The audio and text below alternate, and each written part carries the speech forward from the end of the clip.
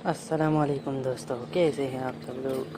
آپ کو ہماری نئی ویڈیو میں خوش آمدید۔ آج ہم آپ کو ایک سبق آموز کہانی سنانے والے ہیں جس کا عنوان ہے سزا۔ تو چلیے دوستو، بنا دیر کیے ہم اپنی ویڈیو کو شروع کر لیتے ہیں۔ ایک دفعہ کا ذکر ہے، کسی گاؤں میں ایک غریب کسان رہتا تھا جس کا نام کرمو تھا۔ کرمو نے ایک چھوٹا سا باغ لگایا تھا، اس میں آم اور ناریل کے درخت تھے۔ ان آموں اور ناریلوں کو بازار میں فروخت کر کے ہی وہ اپنا اور اپنے بیوی بچوں کا پیٹ پالتا تھا۔ اس کے 5 بیٹے تھے جو سب کے سب نکٹو تھے، کسی بھی کام میں وہ باپ کا ہاتھ نہ بٹاتے تھے۔ ایک کرمو کی بیوی تھی بیچاری، جو ہر وقت اس کے ساتھ محنت کرتی تھی۔ وہ جب بھی اپنے بیٹوں سے کہتی، بیٹا اپنے باپ کے بوجھ میں کمی کیا کرو، اس کے ساتھ باغ میں کام کیا کرو، وہ سب اول تو صاف جواب دے دیتے، اور اگر کبھی ایسا نہ کرتے تو ہیلے بہانے کر کے ادھر ادھر چلے جاتے۔ ایک روز تنگ آ کر اس نے کرمو سے کہا، میں تو ان لڑکوں سے عاجز آ گئی ہوں۔ کرمو نے ہنس کر کہا، کیا ہوا، کیا کہہ دیا بیٹوں نے؟ بیوی نے جل کر کہا، وہی ڈاک کے 3 پات، جب بھی انہیں کام کرنے کو کہتی ہوں صاف جواب دے دیتے ہیں۔ کرمو نے سنجیدہ ہو کر کہا، کوئی بات نہیں، ایک دن جب ہم نہیں ہوں گے تو ان کو خود بخود سمجھ آ جائے گی کہ یہ عمر بھر کیا نادانی کرتے رہے۔ اس وقت کیا فائدہ جب ہم ساری زندگی کہہ کر نامراد ہی دنیا سے چل دیے تو بعد میں سمجھ آئے نہ آئے، بیوی نے افسوس سے کہا۔ کرمو نے کہا، تو اپنی جان ہلکا نہ کر، جو قسمت میں ہوگا وہی ہوگا، چل باغ میں چل کر پودوں کو پانی دے۔ بیچاری بیوی اپنے شوہر کے ساتھ باغ کی طرف چل دی، اسے تو بہرحال اپنے شوہر کا ساتھ دینا ہی تھا۔ اسی رات ایک زبردست آندھی آئی۔ کرمو اس وقت باغ ہی میں سو رہا تھا۔ آندھی نے بڑے بڑے درخت جڑوں سے اکاڑ دیے، کرمو کے باغ میں بھی کئی درخت گر پڑے۔ آندھی آئی تو وہ جلدی سے اپنی چارپائی سے اٹھا تاکہ باغ کے کونے میں بنے کوٹے میں چلا جائے۔ ابھی وہ چند قدم ہی چلا تھا کہ ایک درخت جڑ سے اکھڑ کر اس پر آ گرا۔ کرمو کے ہونٹوں سے ایک زوردار چیخ نکلی اور اسے دوسرا سانس لینے کی مہلت بھی نہ ملی اور اس نے دم توڑ دیا۔ کرمو کی بیوی جاگ چکی تھی، اس نے ایک چیخ کی آواز سنی تو اس کا دل دھڑک اٹھا۔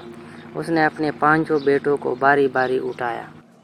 کیا ہے ماں، سونے دو، سب سے بڑے بیٹے نے لحاف اوپر کھینچتے ہوئے کہا۔ ماں نے کہا، بیٹا بڑے زور کی آندھی آئی ہے، وہ جلا کر بولا، پھر میں کیا کروں، میرے اٹھنے سے آندھی رک جائے گی؟ بڑھیا نے سہم کر کہا، نہیں بیٹا، تمہارا بوڑھا باپ باغ میں ہے، خدا نخواستہ اسے کہیں کچھ ہو نہ گیا ہو، میں نے ابھی ایک چیخ سنی ہے۔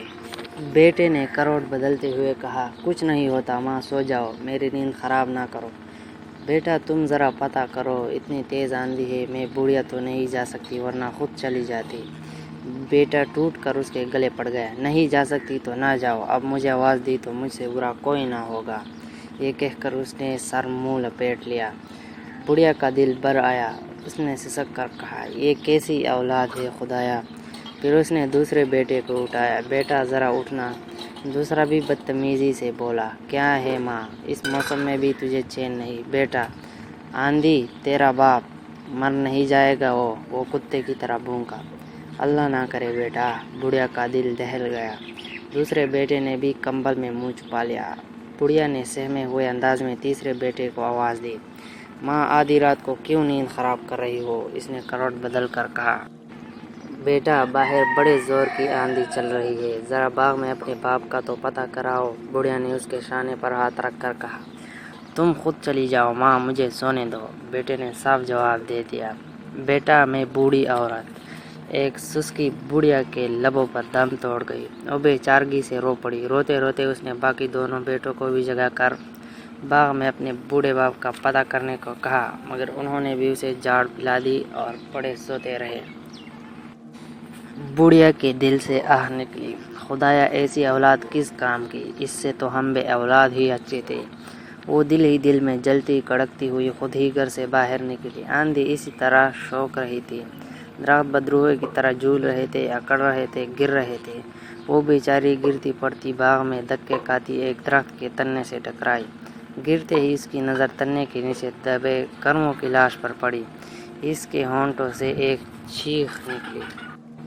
اس نے درد بھری نظروں سے آسمان کی طرف دیکھا اور کرمو کے بے جان جسم پر ڈھیر ہو گئی۔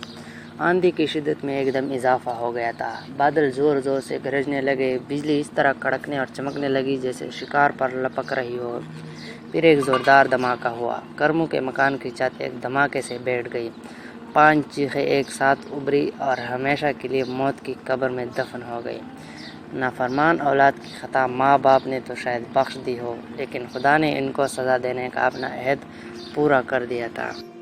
تو دوستو، اس سے ہمیں یہ سبق ملتا ہے کہ ماں باپ کی نافرمان اولاد دنیا اور آخرت دونوں جگہ خسارے میں رہتی ہے.